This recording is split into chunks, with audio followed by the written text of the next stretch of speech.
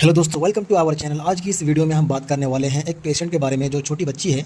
इस पेशेंट को बहुत ही ज़्यादा खांसी हो रही थी, यानी इसका जो सीना है पूरा जाम हो गया था, बलगम जम गया था, तो निमोनिया टाइप का हो गया था। बहुत ही ज़्यादा कंडीशन ख़राब था। तो हम इसको पहले ऑक्सीजन लगाए, नेबुलाइज़र किए, उसके बाद एक एंटीबायोटिक लगाए, जोन एक्सपी 250 mg जो होता है उसको हम लगाए। उसके बाद उसको मेडिसिन वगैरह दिए और पेशेंट को बोले कि इसको 3 दिन तक सुबह शाम इंजेक्शन चलेगा और मेडिसिन चलेगा इसका।